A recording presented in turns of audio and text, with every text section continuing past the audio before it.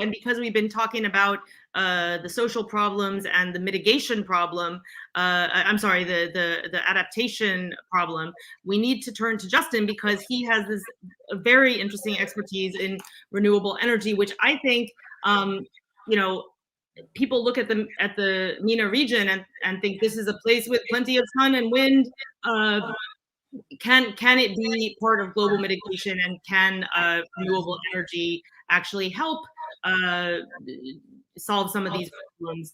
Obviously not quickly enough to solve an immediate food problem, but what do you see, Justin, in terms of actual progress towards switching to renewable energy? We see a lot of pilot projects. I think that that we see some sort of vanity projects, not exactly vanity projects, but smaller projects in the Gulf.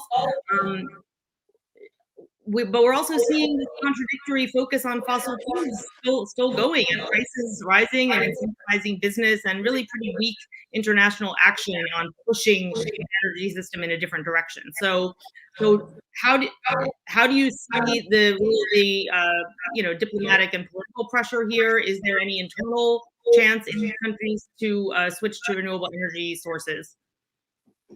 Thank you very much for that question. I guess first and foremost, we have to understand why the oil-rich countries of the MENA region would seek to try to incorporate some type of decarbonization. Now, there is the notion, of course, that many of the countries are doing so in order to greenwash or just for their public image or so on and so forth. Although I would quite significantly, I would disagree with that significantly. And the reason why is because there are clear structural economic reasons why the oil-rich countries of the Middle East want to diversify and why they want to decarbonize their national economies. And this goes back actually to the early 2000s. So during the early 2000s, we see that the oil-rich countries of the MENA region, they looked at the natural gas molecule as being the means for them to industrialize and also to overcome what is known as the dual economy.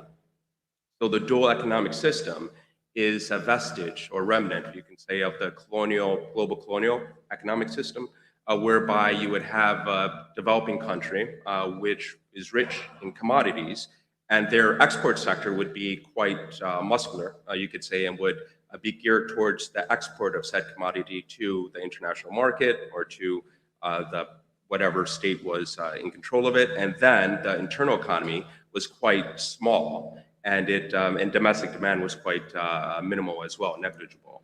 So as a result, you have this system that is still prevalent in much of the developing world, and to a certain degree, it still endures in the oil-rich MENA countries, whereby they have their export sector geared towards the export of unrefined oil. So what the countries were attempting to do is to take the natural gas molecule and utilize that as the means to overcome this dual economic framework, and thereby to create a type of internal dynamism to industrialize their countries. However, you have around 2007, 2008, you start to have these allocation shortfalls and crises.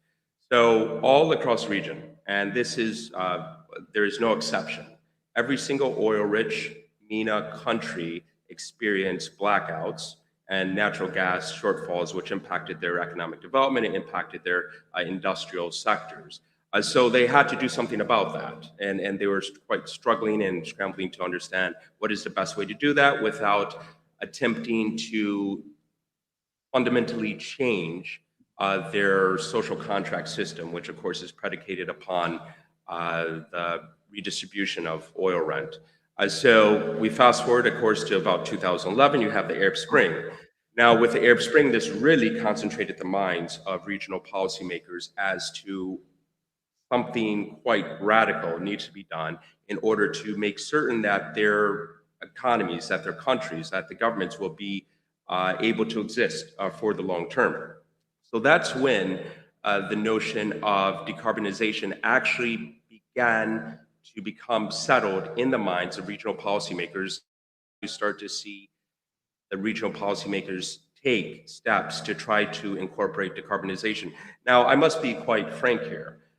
When you look at decarbonization, in the oil-rich countries of the Middle East, it is not due to environmental reasons, so to speak. So we can't say that overnight the largest oil exporting countries in the world all of a sudden became environmentalists. I mean, we know that this is not the case. I mean, simply put, the reason why countries implemented decarbonization was to reduce their domestic hydrocarbon demand in order to spur industrialization, macroeconomic diversification, and also to be able to increase their hydrocarbon exports to the international market. So that more or less sets the story of how decarbonization is proceeding apace in the oil-rich countries of the MENA region. But fundamentally, the way that we have to look at it is that this is part and parcel of what is known as the green paradox.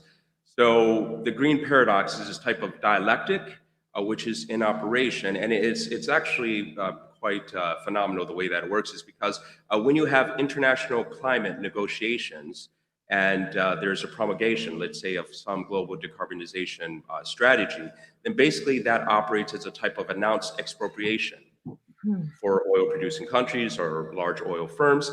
And then what would happen is they, of course, as being any type of rational actor, would thereby increase the production of an asset which they see as depreciating over the mid to the long term. So that is more or less what is happening in the MENA region for the oil-rich countries. So I would just like to say, just to summarize, that they are quite serious about promoting decarbonization. There are some administrative issues that many of the countries are facing, but overall, we're seeing that the countries are looking at this through the prism of the national security vantage point.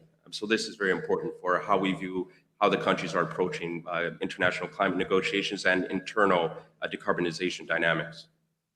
Well, Justin, I wonder if you have ideas on how, on whether the transition to renewables can also help diversify the kinds of jobs that are available to people. This is obviously a very hot topic in the climate justice movement in the United States and globally.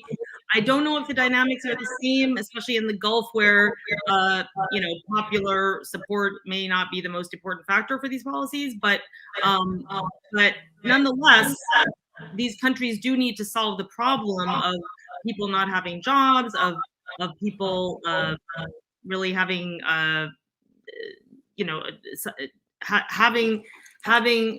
wanting to stimulate not only the industrialization and the diversification of industry, but just to promote more civil society and better education.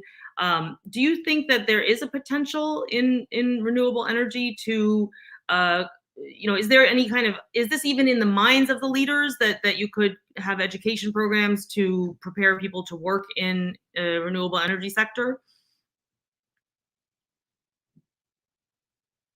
That renewable energy could be used as a tool in order to stimulate job growth and also educational initiatives. It's not something which is limited to the MENA region, of course. It is also something that is being promoted as well in the deindustrialized parts of the West, such as in the US or in Europe. So renewable energy is also being looked at as a tool in other jurisdictions in the world. But yes, absolutely. If you look at, let's say, the Gulf region, for example, there are educational initiatives that are being deployed and that are being created and implemented right now that is geared towards training a new generation of university graduates that are expected to take leadership positions in the near term so that they would be able to have a thorough understanding of the relative advantages that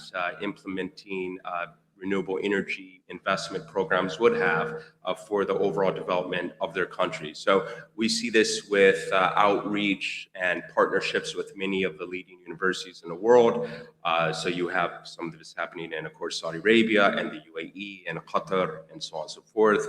And you also have the notion that if you are able to invest significantly in renewable energy, then you would start to see a type of knock-on effect throughout other sectors in the economy. So what I spoke about earlier, when you have this dual economy type of system, you have the externally focused aspect of the economy, then you have the internally focused aspect of the economy, but these two segments are actually not connected. So what the countries are looking to do, at least oil-rich countries, is to form a type of national economic integration between these two sectors, and then you have backward and forward linkages, and then you would have this type of internal dynamic that would develop from that.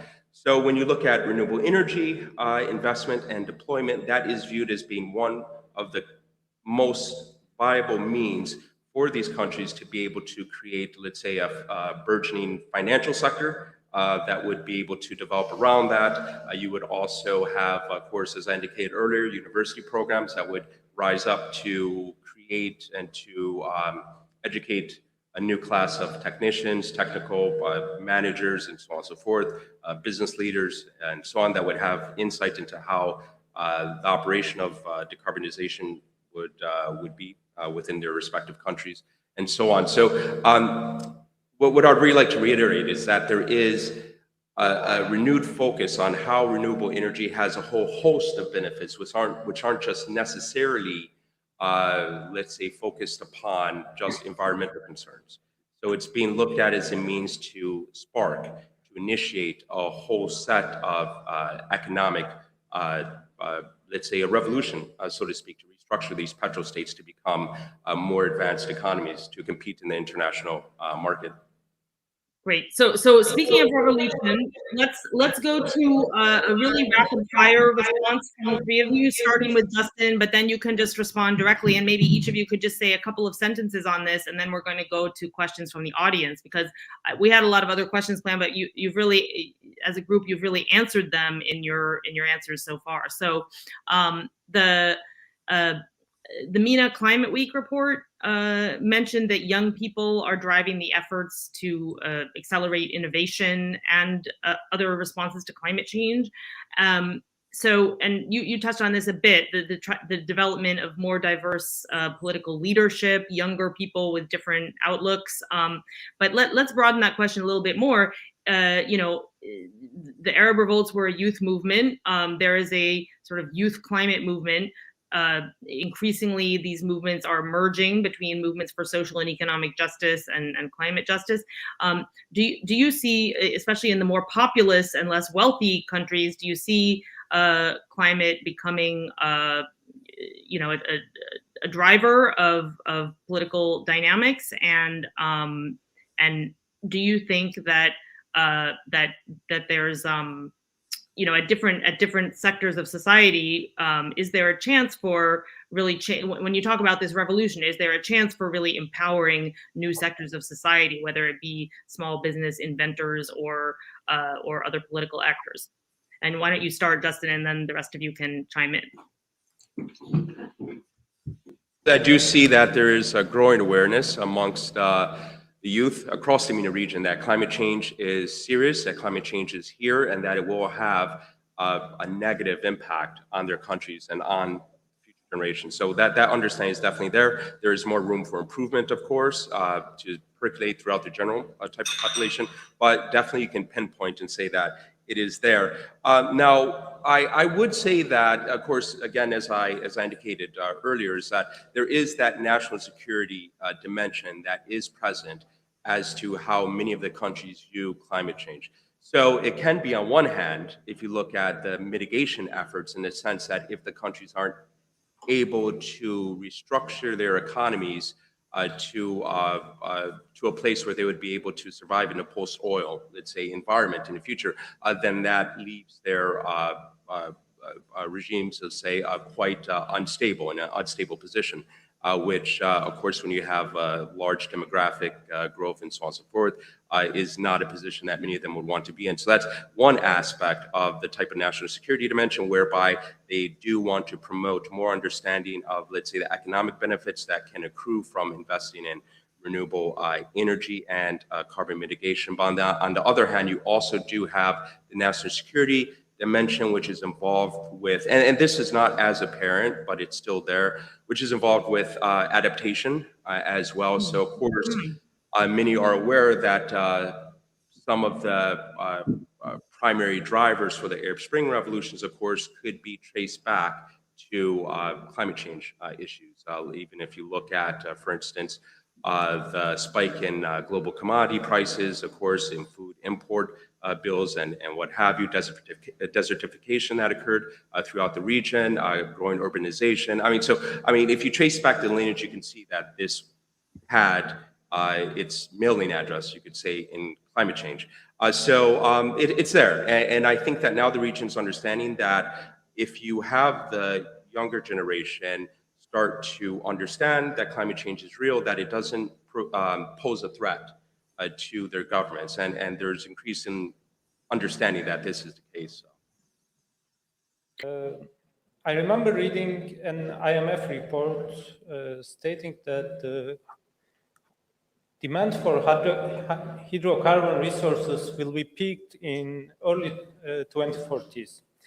So GCC states, I know Mr. Justin is an expert in that region. So GCC states are attempting to reduce their hydrocarbon dependency and trying to diversify their economies. And I wonder these attempts, how these attempts would affect democratization considering the GCC states' rentier characteristics. And yeah, that's all. Thank you. Oh yeah, well, that's a great question. Excuse me. Thank you for that. Well, I would say that it remains to be seen because right now, the Gulf oil-rich countries are attempting to reconfigure, reform their social contracts. Now, of course, you need to have something that will take its place in order to have this type of continued acquiescence, you can say, of the populace and system of government that they have right now, monarchical, of course, in scope. So right now they are trying to reform, of course, the welfare state. The governments they are attempting to open up more space for the private sector to enter.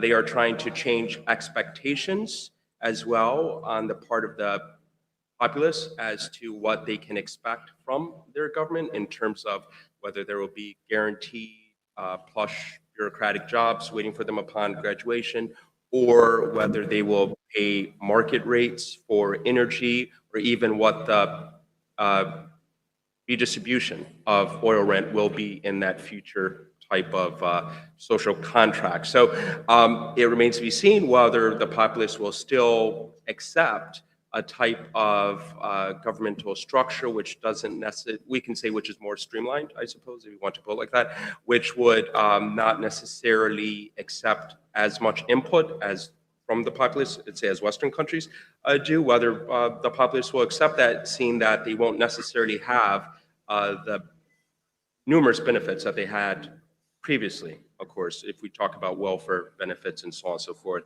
So I am waiting, as well as everyone else, to see what type of social contract that these countries are going to develop, and if they are able to soften the blow of the macroeconomic restructuring, because we know based on history, even more recent history, in the 1980s with perestroika, whenever you try to engage in a type of wide, let's say, all-encompassing macroeconomic, let's say, reformation, then that can unleash certain structural forces which you may not necessarily be able to control in the last instance.